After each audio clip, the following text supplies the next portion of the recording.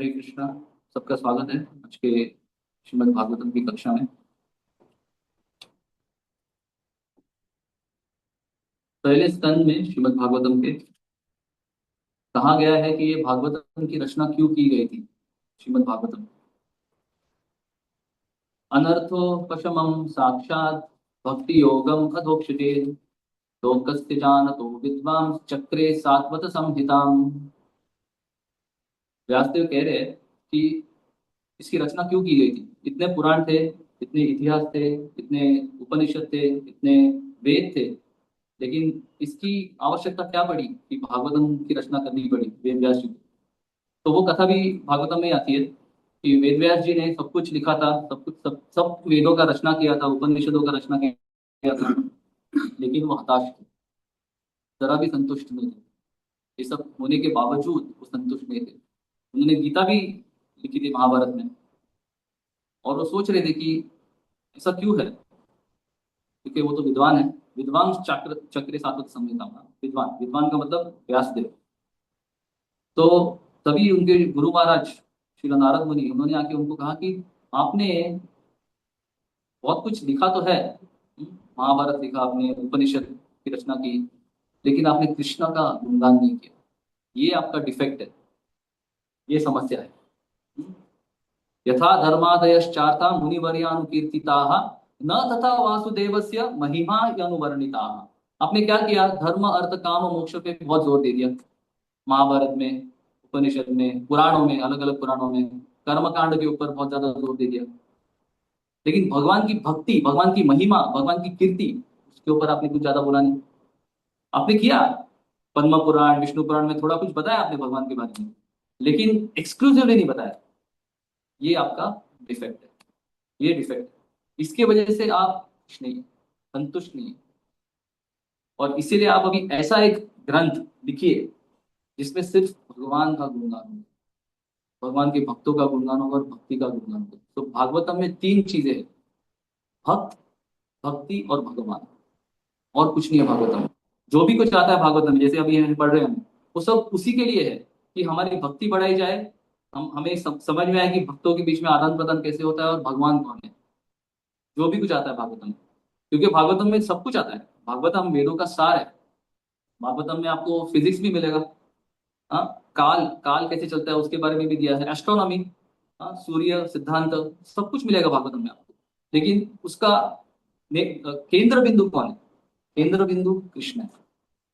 अभी ये जो जो विषय है वो हमको अलग अलग भौतिक ग्रंथों में भी मिलेंगे, ग्रंथ नहीं बोलना चाहिए, साहित्य में मिलेंगे, लेकिन उसमें कृष्ण कहीं पे भी नहीं मिलेगा।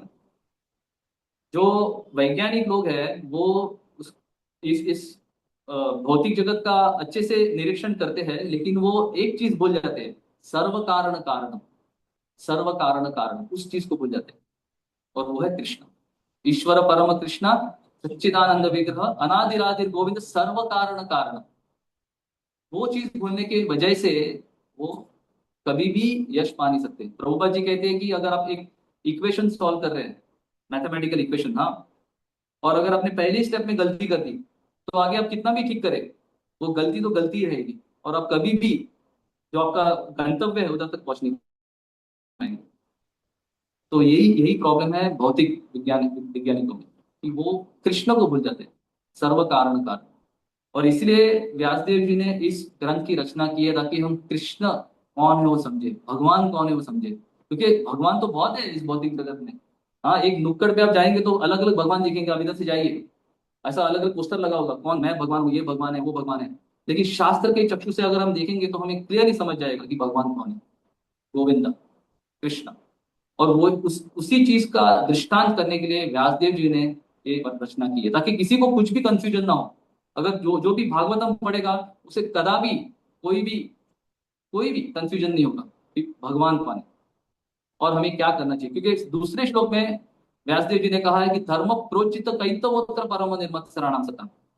नारद मुनि ने क्या कहा उनको कि तुमने धर्म अर्थ काम मोक्ष पे बहुत जोर दिया, और दूसरे श्लोक में व्यासदेव जी ने सोचा कि अभी मैं जरा भी इधर उधर देखूंगा नहीं, इसलिए दूसरे श्लोक में उन्होंने कहा कि धर्म प्रोज्जित कैतवोत्तर परम निर्मत शरणाम सताम। जो भी कैतव धर्म है वो भागवतम में नहीं मिलेगा, उसको ठुकरा दिया है, निकाल दिए भागवतम से। भागवतम में सिर्फ आपको शुद्ध भक्ति मिलेगी और कुछ नहीं मिलेगा। बस सवै पुंसाम परो धर्मो यतो भक्ति रथोक्षजे अहैतुकी अप्रतिहता ययात्मा सुप्रसिद्ध। अहैतुकी भक्ति, अप्रतिहता भक्ति, मिश्रित भक्ति नहीं मिलेगी आपको, जरा भी मिश्रित भक्ति नहीं मिलेगी, क्योंकि मिश्रित भक्ति से हम कृष्ण को नहीं पा सकते, शुद्ध भक्ति से ही पा सकते हैं कृष्ण। तो इसीलिए अनर्थ पशमम साक्षात भक्ति योगम अधोक्षजे लोकस्य जानतो विद्वांस चक्रे सात्वत संहितम। क्यों रचना की? क्योंकि हम इधर क्यों इतना संघर्ष झेल रहे हैं? क्योंकि अनर्थ, अनर्थ पशमम साक्षात, अनर्थों की वजह से। और ये अनर्थों को अगर हमें निकालना है तो उसके लिए क्या करना चाहिए? भक्ति योगम अधोक्षजे, भक्ति, ज्ञान नहीं, कर्म नहीं, योगा नहीं, अष्टांग योगा नहीं, कुछ नहीं, भक्ति। भक्ति योगम अधोक्षजे लोकस्य जानतो विद्वांस चक्रे सात्वत संहिता। क्योंकि लोगों को पता नहीं है, साधारणतः लोगों को ये पता नहीं है, अजानतो, अजानत, उनको नहीं पता है। इसीलिए चक्रे, विद्वांस चक्रे सात्वत संहिता, विद्वांस यानी व्यासदेव चक्रे बनाया, रचा, सात्वत संहिता, सात्वत संहिता माने श्रीमद् भागवत। तो ये श्रीमद् भागवतम, इसकी कोई तुलना ही नहीं है। हाँ, कोई तुलना नहीं है, कोई प्रतिस्पर्धा नहीं है, कोई इसके नजदीक नहीं आ सकता है। 12वें स्कंद में भागवतम में कहा है कि दूसरे पुराण चमकते रहेंगे जब तक भागवतम उस सभा में नहीं आता है। दूसरे पुराण चमकते रहेंगे। हाँ, जैसे एक अलग अलग प्रांत के राजा होते हैं, लेकिन जब जो सबसे जो बड़ा राजा होता है वो जब आता है तभी अलग अलग प्रांत के राजा शांत हो जाते हैं। हाँ, हाँ, क्योंकि वो बड़ा राजा आ गया। जैसे युधिष्ठिर महाराज जब सभा में आते थे तो अलग अलग राजा, उनका कोई कुछ भी नहीं था वैशिष्ट। उसी प्रकार भागवतम किंग है, किंग, किंग ऑफ स्क्रिप्चर्स, राजा है, राजा। जब भागवतम सभा में आता है तभी दूसरे जो पुराण है वो शांत हो जाते हैं। तो ये बहुत ही हमारा बड़ा सौभाग्य है कि हमें प्रतिदिन नित्यम भागवत सेवा करने का अवसर प्राप्त हो रहा है प्रभुपाद जी की कृपा से। हम नित्यम भागवत सुन सकते हैं, पढ़ सकते हैं, इसको देख सकते हैं। भागवतों को देखना भी, स्पर्श करना भी एक बहुत बहुत बहुत बड़ा बड़ा कृपा है, क्योंकि भागवतम साक्षात कृष्ण ही है। कृष्ण तुल्य भागवत विभु सर्वाश्रय प्रति श्लोके प्रति अक्षरे नाना अर्थक है। ये जो भागवत है वो कृष्ण से अभिन्न है, ये कृष्ण ही है। कृष्ण वापस आए हैं भागवतम के रूप में, इसमें कोई अंतर नहीं है भागवतम और कृष्ण में। जिस प्रभुपाद जी एक लेक्चर में कहते हैं कि अगर किसी को कृष्ण को डायरेक्टली अप्रोच करना है, सीधे सीधे से एकदम, तो सबसे आसान तरीका है श्रीमद् भागवत। तो अभी हम, हमारा जो विषय है आज का, है जो जिसके ऊपर चर्चा कर रहे हैं उसके ऊपर थोड़ा डिस्कशन करेंगे। ये बहुत ही सुंदर प्रसंग है, बहुत ही इंटरेस्टिंग है। ये जो पुरंजन का जो कथा है उसे अंग्रेजी में एलिगोरी कहते हैं। एलिगोरी, एलिगोरी का मतलब है एक ऐसा दृष्टांत जो काल्पनिक है, काल्पनिक, यानी ऐसा कोई व्यक्ति नहीं था पुरंजन नाम का। हाँ, लेकिन नारद मुनि एक एलिगोरी के द्वारा किंग जो राजा थे प्राचीन भरिष्यत, उनको बता रहे हैं कि तत्व क्या है, तत्व, एलिगोरी के द्वारा। तो इसमें देखिए, अ, जब प्राचीन भरिष्यत थोड़े वो कर्मक हो गए थे, वो क्या कर रहे थे कि बहुत सारा कर्मकांडीय काम कर रहे थे। हाँ, वो अलग अलग प्रकार के यज्ञ कर रहे थे, जानवरों को बलि चढ़ा रहे थे उस यज्ञ में। उनको ऐसा लग रहा था कि मैं अगर ये सब यज्ञ करूंगा तो मुझे सुख मिलेगा। इसे कहते हैं ये कर्मकांड है, कर्मकांड, तो मुझे सुख मिलेगा। लेकिन नारद मुनि ने आगे उनको कहा कि तुम क्या कर रहे हो, तुम तो बहुत बड़े राजा हो और तुम विद्वान भी हो, तुम्हें पता होना चाहिए कि क्या सही है और क्या गलत है। तभी उन्होंने उनको ये, उन्होंने डायरेक्टली नहीं बताया उनको क्या करना चाहिए, उन्होंने इस एलिगोरी के द्वारा उनको बताया कि क्या सही है और क्या गलत है, और मनुष्य के जीवन का लक्ष्य क्या है। तो जो पुरानी की कथा है वो मैं थोड़ा संक्षिप्त में बताऊंगा, क्योंकि मुझे पता है कि बहुत सारा इसके ऊपर चर्चा हुई होगी अब तक। सिर्फ संक्षिप्त में बताऊंगा कि जो आत्मा है, जीवात्मा, वो आध्यात्मिक जगत को छोड़ के, कृष्ण को छोड़ के इस भौतिक जगत में आता है, और उसका नाम है पुरंजन। पुरंजन और कोई नहीं है, हम सब पुरंजन है, सब, हम सब पुरंजन है। पुरंजन का मतलब क्या है? जो पूर यानी पूरी, पूरी में जो रहता है उसे, उसका नाम है पुरंजन। और वो पूरी कौन सी है? ये जो देह है वो है पूरी। भगवत गीता में भी एक श्लोक आता है कि क्या, सर्व कर्माणि मनसा संन्यस्यास्ते सुखम वशी नवद्वारे पुरे देहि, नवद्वारे पुरे देहि न कुर्वन्न कार्य। नवद्वारे पुरे देहि, देहि, देहि यानी आत्मा। और वो किसमें रह रहा है वो देहि? नवद्वारे पुरे, नवद्वार पुरे, यानी जिसमें 9 द्वार है, जो हमने अभी देखा ही होगा अब तक, 9 द्वार। इसलिए उसे सिटी ऑफ 9 गेट्स भी कहते हैं। जो देह है, मनुष्य देह, सिटी ऑफ 9 गेट्स कहते हैं, नवद्वार पुर। तो पुरंजन आया था, और उसके साथ अकेला नहीं आया था पुरंजन। पुरंजन एक और एक व्यक्ति के साथ आया था, उसका नाम था अभिज्ञात, अभिज्ञात सखा। और वो कौन है? वो भगवान ही है, जो परमात्मा स्वरूप भगवान है, वो उसके साथ आए थे। देखिए, अलग अलग योनियों में हम भ्रमण करते हैं। हाँ, कभी कुत्ते की योनि में होते हैं, कभी बिल्ली की योनि में होते हैं, और कभी हमें मनुष्य का देह मिल जाता है। हर योनि में भगवान हमारे साथ रहते हैं। अनुमंता उपदृष्टा, भागवत भगवत गीता में कहा है, अनुमंता उपदृष्टा। वो हमारे साथ रहते हैं, जो भी हम कर रहे हैं उसको देखते हैं, और जो भी हम करना चाहते हैं उसको अनुमंता, अनुमंता जैसा अलाउ करते हैं। तो अभी जो चल रहा है श्लोक, इसके पहले बहुत सारे श्लोक हो चुके हैं, और उसमें बताया गया है कि ये जो सिटी ऑफ 9 गेट्स यानी नवद्वार पूर्व, उसकी रचना कैसी है। उसमें 9 द्वार है, 9 द्वारों के बारे में बताया जा रहा है अभी। और अभी हम एक जो 48 वर्ष है उसमें अभी 2 द्वारों के बारे में समझेंगे, कौन से 2 द्वार है। इसके पहले अलग अलग द्वारों का चर्चा किया गया है। जैसे आंखों के बारे में चर्चा की गई है। आंखें यानी, आंखें भी एक द्वार है, क्योंकि आंखें से जो जीवात्मा है वो बाहर जाता है, किसके माध्यम के द्वारा? सूरज के माध्यम के द्वारा, क्योंकि जब तक सूरज नहीं होगा तब तक हम देख नहीं सकते। इसलिए द्युमान, द्युमान नाम का जो मित्र है, उसके द्वारा जो पुरंजन है वो आंखों की जो गेट्स है, हाँ द्वार है, उसके जाता है, और क्या दिखता है? अलग अलग चीजें दिखता है, अलग अलग चीजें। जैसे इंद्रिय और इंद्रिय के विषय, सेंस और सेंस ऑब्जेक्ट। इंद्रिय यानी हमारी अलग अलग इंद्रिया, और सेंस ऑब्जेक्ट यानी विषय, यानी उस इंद्रिय से हम किस चीज को, किस चीज का भोग करते हैं, उसे कहते हैं इंद्रिय विषय। जैसे आंखों से हम अलग अलग दृश्य देखते हैं, हाँ सुंदर सुंदर दृश्य देखते हैं, तो वो इंद्रिय भोग हो जाता है। फिर कान से हम अच्छे अच्छे गाने सुनते हैं, हाँ अच्छे अच्छे चीजें सुनने का प्रयास करते हैं, तो वो विषय है उसके, कान के, यानी हमारे जो श्रोत्र है, श्रोत्र चक्षु। तो इसी प्रकार से अभी जो श्लोक चल रहा है उसमें नलिनी और नालिनी, 2 द्वार उनके बारे में बताया गया है। तो नलिनी और नालिनी क्या है? प्रभुपाद जी ने परपोर्ट पे दिया है, नथु, नथु है नॉस्ट्रिल, इंग्लिश में जैसे नॉस्ट्रिल कहते हैं। तो 2 हमारे नॉस्ट्रिल है, देखा ना आपने, 2। तो इसे एक को कहते हैं नलिनी, और एक को कहते हैं नालिनी। और अगर आप श्लोक पढ़ेंगे तो इसमें क्या कहा गया है कि ये जो 2 गेट्स है, 2 द्वार है, वो कहाँ पे स्थित है? पूर्व में स्थित है, पूर्व, प्राग, इसलिए प्राग किया गया है। प्राग द्वारा वह एकत्र निर्मित है, और एक ही जगह पे है। एकत्र यानी एक ही जगह पे है, देखिए एक ही जगह पे है। और प्राग, प्राग यानी पूर्व। आपने 10वें स्कंद में सुना होगा, भगवान कृष्ण प्राग ज्योतिषपुर जाते हैं, प्राग ज्योतिषपुर। उसका मतलब क्या है? प्राग ज्योतिषपुर यानी अभी के काल में उसे गुवाहाटी कहते हैं, आसाम। वो ईस्ट में है, इसलिए प्राग ज्योतिषपुर।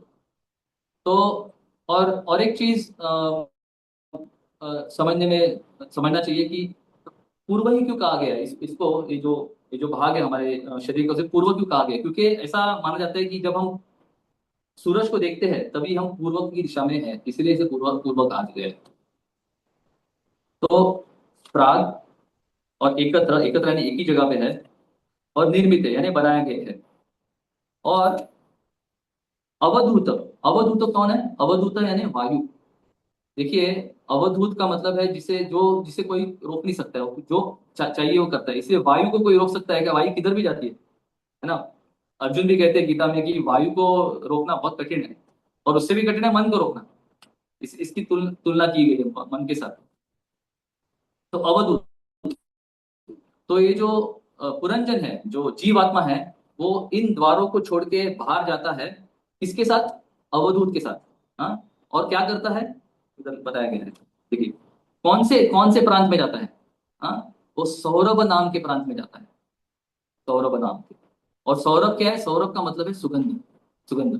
तो जो जीवात्मा है, पुरंजन है, वो अवधूत के द्वारा, इन इन 2 द्वारों के द्वारा सुगंध का पान करता है, सुगंध, अलग अलग सुगंधों का पान करता है इस भौतिक जगत में। और उसके द्वारा वो इंद्रिय भोग करता है, इंद्रिय तृप्ति करता है। हम देखते हैं कि बहुत सारे आजकल आपने देखा ही होगा टीवी में, इंटरनेट पे बहुत सारे ऐसे एड्स आते हैं, हाँ, जैसे एडवर्टाइजमेंट्स आते हैं कि आप अगर ये परफ्यूम लगाएंगे तो आपको जो जो जैसे लड़का को ये परफ्यूम लगाएगा तो आप दूसरे लड़की को अट्रैक्ट कर सकते हैं। तो ये जो एडवर्टाइजिंग इंडस्ट्री है इस विषय और जो जो इंद्रिय है इसके ऊपर बहुत जोर देती है, क्योंकि उन्हें पता है कि इस इंद्रियों को अगर हम पकड़ लेंगे तो हमारा जो प्रोडक्ट है हम बेच पाएंगे। देखिए कितना बड़ा एडवर्टाइजिंग इंडस्ट्री है परफ्यूम का। आप अगर एयरपोर्ट पे जाएंगे, उधर 3-3, 4-4 हज़ार रुपए के आपको परफ्यूम्स मिलेंगे सिर्फ, और लोग लेते भी है। आप देखेंगे कोई भी कंपनी में जाइए, किधर भी बॉलीवुड वगैरह कोई भी जो लोग हैं, आप उनके नजदीक जाएंगे तो आपको बहुत एकदम उग्र सुगंध आएगा। क्यों? क्योंकि उन्होंने परफ्यूम लगाया है, डिओडोरेंट लगाया है। तो ये बहुत बड़ा इंडस्ट्री है जो इस ये जो नलिनी और नालिनी उसके ऊपर ये कर रहा है, कैपिटलाइज कर रहा है। तो ऐसा एक स्टडी किया गया था कि हमारे जो भावनाएं हैं, इमोशंस, वो 75% सुगंध से इन्फ्लुएंस होते हैं। सुगंध सुगंध, हाँ, जो भी हम करते हैं इस जीवन में सुगंध के द्वारा हम ज्यादा करते हैं। 75%। देखना कम, सूंघना ज्यादा। आप देखिए अभी आप किधर से तो जा रहे हैं, आपको एक सुगंध आया, अरे अच्छा पानी पूरी बन रहा है या अच्छा कुछ, जैसे जो लोग मांस खाते हैं उनको सुगंध आया तो जाएंगे, तुरंत जाएंगे उधर। सुगंध, सिर्फ सुगंध, देखा भी नहीं है उन्होंने, उन्होंने देखा भी नहीं है कि क्या बन रहा है, लेकिन सिर्फ सुगंध के द्वारा वो खींचे जाएंगे उधर। तो सुगंध जो इंद्रिय है, हाँ, सुगंध का बहुत बहुत बलदायक है, बहुत बहुत बलवान है। और उसके ऊपर जो भौतिक लोग हैं उसके ऊपर उसका ये लेके वो लोग अपना प्रोडक्ट बेचते हैं। तो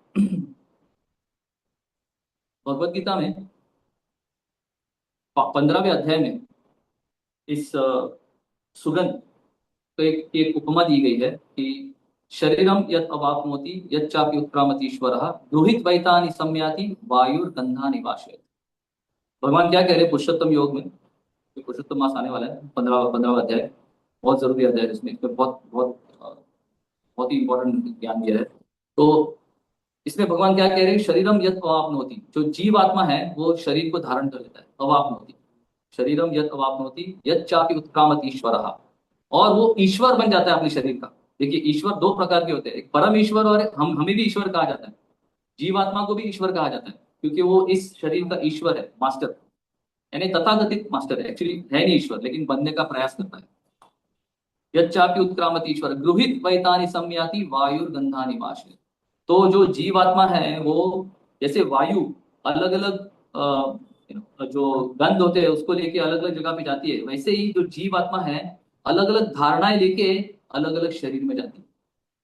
जो भी धारणा हम लेते हैं इस समझिए इस शरीर में हमने जो भी धारणाएं ली है, जो भी हमारा धारणा है, उसको लेके हम अलग शरीर प्राप्त कर लेते हैं उस धारणा को लेके। जैसे अगर हमने हमारी धारणा या हमारा जो चित्त है वो एक जानवर के जैसा होगा तो हमें जानवर का शरीर प्राप्त होगा। यम यम वापि स्मरण भावम त्यजति अंते कलेवरम तम तम एवैति कौन्ते सदा तद्भाव भाविता। जिस प्रकार से हमारा चित्त है, जैसे हमने हमारी धारणा बनी है, उसी प्रकार से हमें एक शरीर प्राप्त होगा। जैसे वायु जब जब जो भी सुगंध लेके जाती है तो ऐसा लगता है कि वायु उसी सुगंध से बनी है, लेकिन वायु को कोई सुगंध नहीं है एक्चुअली। हाँ, लेकिन वो क्योंकि सुगंध आता है, जो भी है आता है उसको लेके जाती है, और वो ऐसा लगता है कि वायु सुगंधित है। तो यच्चापि उत्क्रामति ईश्वरः गृहीत वैतानि सम्याति वायुर्गन्धानि वाशयति। श्रोत्रम चक्षु स्पर्शनम च रसनम घ्राणमेव च मनश्चायमधिष्ठाय विषयानुपसेवते।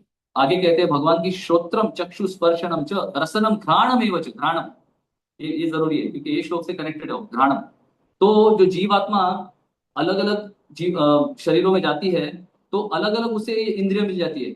श्रोत्रम यानी अलग कान, चक्षु आंखें, श्रोत्रम चक्षु स्पर्शनम च, स्पर्श स्पर्श करने के लिए। देखिए आपने एक जानवर है उसका नाम है पॉर्क्यूपाइन। पॉर्क्यूपाइन के ऐसे शरीर पर कांटे होते हैं, कांटे, उसको आप स्पर्श भी नहीं कर पाएंगे और वो भी किसी को स्पर्श नहीं कर पाएगा क्योंकि कांटे होते हैं। तो अलग अलग जो जो जो जो तन है, तन वो भी अलग प्राप्त होता है हमें हमारी धारणा के अनुसार। हाँ, श्रोत्रम, जो कान, अभी जानवरों के देखेंगे आप, उनके कान बहुत शार्प होते हैं, वो बहुत बहुत कुछ सुन सकते हैं, हमसे भी ज्यादा सुन सकते हैं। श्रोत्रम चक्षु, कुछ कुछ जो जानवर होते हैं उनको दिखता भी नहीं, जैसे आउल, आउल को दिखता भी नहीं रात को। तो अलग अलग धारणाएं के द्वारा हमें अलग अलग शरीर प्राप्त होता है। श्रोत्रम चक्षु स्पर्शनम च रसनम, रसनम यानी जीवा, घ्राणम एवं च, घ्राणम यानी जो सुगंध लेने का जो बल है, वो भी हमें अलग अलग प्राप्त होता है। जैसे एक जानवर है, उसका नाम है प्रोबोस्सिस मंकी, यानी एक बंदर है, वो बंदर। तो वो कोई तो अफ्रीका के जंगल में रहता है। उसका जो नाक होता है बहुत बड़ा होता है। आप देखेंगे, इंटरनेट पे जाके देखेंगे, बहुत बड़ा, ऐसा ऐसा लगता है कि सूजन आ गई है नाक को। लेकिन क्यों, क्यों बड़ा है इतना उसका नाक? क्योंकि उस नाक से वो जो उसकी जो मादा होती है, मादा उसको आकर्षित करता है। तो देखिए, भगवान ने अलग अलग योनियां बनाई है। क्यों? क्योंकि हमें अलग अलग प्रकार से इंद्रिय तृप्ति करनी है। हाँ, भूत वैतानि सम्याति वायुर्गंधानि वाशय, क्योंकि हमारी अलग अलग धारणाएं हैं, इसीलिए अलग अलग योनियां हैं। और इसी प्रकार से जीवात्मा जो है वो फंस जाता है इस भौतिक जगत में। तो श्रोत्रम चक्षु स्पर्शनम च रसनम घ्राणमेव च मनश्चाय अधिष्ठाय, अधिष्ठाय मनश्चायम विषयानुपसेवते, विषयानुपसेवते, उससे क्या करता है वो? उपसेवते, विषय का भोग करता है, अलग अलग इंद्रियों से विषय का भोग करता है। अच्छी तरह से भगवान ने बताया। फिर और एक है, जो आपने इसको देखा होगा, सुअर, सुअर सुअर का जो नाक होता है वो भी सब बड़े होते हैं नाक, ठीक है आपने, बड़े, क्योंकि उससे वो सूंघते रहता है। सुअर देखिए आप कभी भी क्या करते रहता है, सूंघता है, सूंघता है, खाना किधर मिलेगा मुझे, और उसका खाना क्या है? विष्ट। हाँ, तो ये जो, क्योंकि पुरंजन को इंद्रिय तृप्ति करनी थी, भगवान से अलग रह के इंद्रिय तृप्ति करनी थी, इसलिए भगवान ने अलग अलग सुविधाएं दी है हर जीव को। तुम्हें अगर ये करना है, ठीक है, ये शरीर है तुम्हारे लिए। तुम्हें अगर मांस खाना है, ठीक है, अगले जन्म में तुम शेर बन जाओ। हाँ, तुम्हें अगर ज्यादा मैथुन करना है, ठीक है, बंदर बन जाओ। तो अलग अलग प्रकार से हमें जैसा हमें रहना है, जैसी धारणा हमने बनाई है, उस प्रकार से भगवान ने हमारे लिए अलग अलग योनियां बनाई है। तो हमारे ऊपर है अभी कि हमारे ऊपर निर्भर है हमें क्या करना है। अगर हमें अ, अगर हम भगवान की भक्ति करेंगे तो हमें ऐसा एक शरीर प्राप्त होगा जिसमें कोई भी दुख नहीं है। कृष्णा भूलिया से जी अनादि बहिर्मुख, अतएव माया तारे संसार दुख। क्यों हमें दुख इधर झेलना पड़ रहा है? क्योंकि हम कृष्ण को भूल चुके हैं। तो अगर हम कृष्ण का भक्ति करेंगे तो हमें कृष्ण के जैसा शरीर प्राप्त होगा, गोलोक वृंदावन या वैकुंठ में। और तभी जब वो शरीर हमें प्राप्त होगा तो उस शरीर में कोई भी वेदना नहीं है, कोई भी वेदना नहीं। जैसे भगवान कहते हैं इसी के पहले, हाँ, कि ममई वंशो जीवलोके जीवो भूता सनातना मना सष्टानि इंद्रियाणि प्रकृति स्थानि कर्षति, कर्षति, बहुत बहुत ही हम संघर्ष कर रहे हैं इधर इस शरीर के वजह से। संघर्ष क्यों होता है? क्योंकि शरीर प्राप्त हुआ है हमें। देखिए, अभी कल ही परसों अभी मैं चल रहा था रास्ते पर, सबको दिखेगा नहीं जूम में, लेकिन इधर आप देख सकते हैं नीचे, चल रहा था मैं रास्ते पर, इधर कुछ तो गड्ढा था, मेरा पैर अटक गया और पूरा मुड़ गया, 90 डिग्री मुड़ गया। तो किसकी वजह से ये वेदना हो रही है मुझे? शरीर की वजह से। क्योंकि हम जो सच्चिदानंद शरीर है उसको छोड़ के इधर आए हैं, और इस भौतिक शरीर को हमने धारण कर लिया है, और अलग अलग शरीर प्राप्त होते हैं हमें। ऐसा मत समझिए कि आप जानवर के योनि में जाएंगे तो आपको वेदना नहीं होगी, उनको भी बहुत वेदना होती है, वो तो बता भी नहीं सकते। तो तो अभी इसका ये क्या है, सोल्यूशन क्या है? हाँ, और एक गरुड़ पुराण में एक ये आता है, जिससे इसमें हमें पता चलता है कि अ, इंद्रिया कितनी बलवान है, और इंद्रिय से कैसे व्यक्ति फंस सकता है। और अलग अलग जानवरों के द्वारा, पशुओं के द्वारा वो उपमा दी गई है कि कैसे इंद्रियों की वजह से वो फंस सकता है। तो कुरंग, मातंग, पतंग, भृंग, मीनः तथा पंचाविद एव पंच। हाँ, कुरंग, कुरंग यानी हिरण, हिरण कैसे फंस जाती है? सुनने से। जब वो जो शिकारी होता है वो कुछ तो बजाता है, और हिरण उससे आकर्षित हो जाती है और जाती है उधर और फंस जाती है। तो हिरण सुनने से फंस जाता है। स्पर्श से, उसे उसके सामने एक मादा रखी जाती है, हाँ, और उसको देख के उसे इंद्रिय तृप्ति करने का मन होता है, जाता है, स्पर्श करने का मन होता है और से फंस जाता है उधर। वो एक ये होता है, ट्रैप होता है। फिर पतंग, पतंग यानी मौत, इंग्लिश में मौत बोलते हैं, हिंदी में मुझे पता नहीं। वो जब अग्नि को देखता है आंखों से, उसमें जाता है और फंस जाता है, मर जाता है। और भृंग, जो बम्बल बी, तो भृंग कुछ खाने का पदार्थ पकड़ के जाता है और फंस जाता है। तो अलग अलग जो इंद्रिय है उसके द्वारा जो अलग अलग जीव है वो फंस जाते हैं। लेकिन जो मनुष्य है उसे पांचों इंद्रियां मिली है, हाँ, जो बहुत प्रबल है। तो सोचिए मनुष्य कितना फंस सकता है। इसी की उपमा दी है ये इस श्लोक में। तो क्या है, फल क्या है इस चीज का? हमें अम्बरीश महाराज के बारे में सोचना चाहिए। नौवे स्कंद में अम्बरीश महाराज की कथा आती है, और उसमें अगर हम अम्बरीश महाराज के जैसे अगर हमारा जीवन व्यतीत करेंगे तो हमारी जो इंद्रिय है वो कभी भी अटकेगी नहीं। हाँ, सवै मना कृष्णा पदारविंदयोर वाचांसि वैकुंठ गुणान वर्णने करौ हरेर मंदिर मार्जनादिषु श्रुतिम चकार अच्युत सत्कथोदय। अम्बरीश महाराज ने इंद्रियों, सवै, और किसके द्वारा? सबसे सबसे प्रबल इंद्रिय कौन है, कौन सी है? मन। सवै मना कृष्ण पदारविंदयो, पहले मन, मन को कृष्ण में लगाया, और मन जब कृष्ण में लगा तब सारी इंद्रियों के साथ उन्होंने सेवा की भगवान की। हाँ, सवै मना कृष्ण पदारविंद वाचांसी वैकुंठ गुणानुवर्णने, उन्होंने अपनी जीवा से भगवान का गुणगान किया। वाचांसी, जीवा से अभी आगे आएगा मुख्य, मुख्य नामक द्वार, अगले अगले श्लोक में। उससे हम क्या करते हैं, अलग अलग चीजों का आस्वादन करने के लिए अलग अलग जगह पे जाते हैं, हाँ, और फंस जाते हैं। लेकिन अम्बरीश महाराज ने क्या किया, उस जीवा से उन्होंने भगवान का गुणगान किया और भगवान के प्रसाद को पान किया। वाचांसी वैकुंठ गुणानुवर्णने करो हरे मंदिर मार्जनादिषु, ये कर्म इंद्रिया, कर्म इंद्रियों से उन्होंने मंदिर का मार्जन किया। श्रुतिम चकार अच्युत ततोदय, अपने कानों से, कर्ण से उन्होंने क्या किया, भगवान की कथा का श्रवण किया। फिर और क्या, मुकुंद लिंगालय दर्शनादिशो, आंखों से क्या किया, उन्होंने भगवान के सुंदर विग्रह का दर्शन लिया। फिर आगे जाके घ्राणम च तत्पाद सरोज सौरभे, ये अभी इधर इधर आज के श्लोक से कनेक्टेड है। घ्राणम, नाक से उन्होंने क्या किया, नलिना और नालिना नालिनी से क्या किया उन्होंने, घ्राणम च तत्पाद सरोज सौरभे, इधर भी सौरभ आता है, देखिए आज के श्लोक में भी सौरभ और इधर भी सौरभ आता है।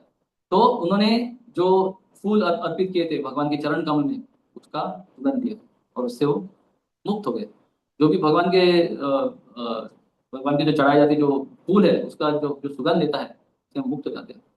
हाँ, त्वया उपभोक्ता गंधा, उद्धव जी कहते हैं कि आपका जो भी उपभोग किया हुआ है, अगर हम पान करेंगे उसका, हम इस भौतिक जगत से मुक्त हो जाएंगे। उद्धव जी कहते हैं कृष्ण को 11वें स्कंद में। तव तव तव उपभोक्ता सद्गंधा वाचा अलंकार चर्चिता उच्चिष्ट क्या है प्रभु आप जानते हो?